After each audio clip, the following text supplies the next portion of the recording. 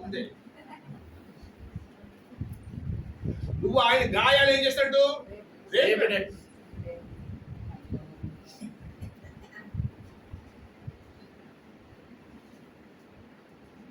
దేవాలయంలోకి వచ్చాడు కదా, ఒకసారి 18 సంవత్సరాలు బట్టి వంగిపోయి ఆ దగ్గర వచ్చి నడుము ఏం చేయడు, స్వస్థత పొందు టచ్ చేశాడు.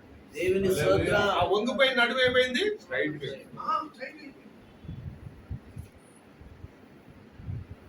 నేను పరుపు పట్టుకు ఏం చేయను, ఏమన్నా అడిగినా చెప్తానడా? 100 నీకు పరుపు పట్టుకి దేవుని స్తోత్రం. ఆయన మాటలు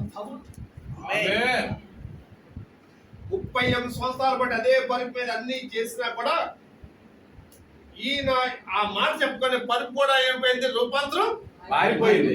దేవుడు సంతరించాడు. రోమపత్రిక 12 అధ్యాయం చూడండి.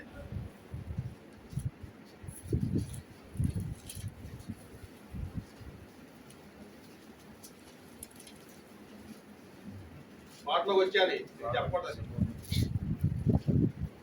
కాబట్టి సహోదరులారా, పరిశుద్ధతను దేవునికి అనుకూలమైన సజీవ యాగముగా మీ శరీరములను ఆయనకు సమర్పించుకొనుడని దేవుని వాత్సల్యమును బట్టి మిమ్మల్ని బతిమాలుకొనుచున్నాను. ఇట్టి సేవ మీకు యుక్తమైనది.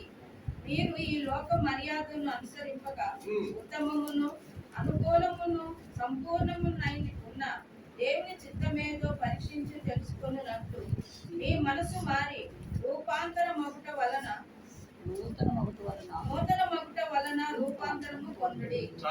కాబట్టి సహోదరులారా, పరిశుద్ధమును దేవునికి అనుకూలమైన సజీవ యాగము మీ శరీరం ఆయన సమర్పించబడే దేవుని వాక్యాలు బట్టి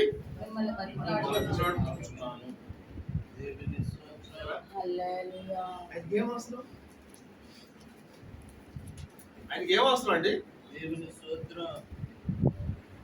తెలుసా, యేసు ప్రభు స్వార్థ చెప్పేసి వెళ్ళిపోయాడు. అపోస్తలుడైన పౌలు పాత గ్రంథంలో పాత నిబంధనలు ఉన్నాయన్ని బయటికి తీసుకొచ్చి మనకి ఇవన్నా ఇచ్చాడు.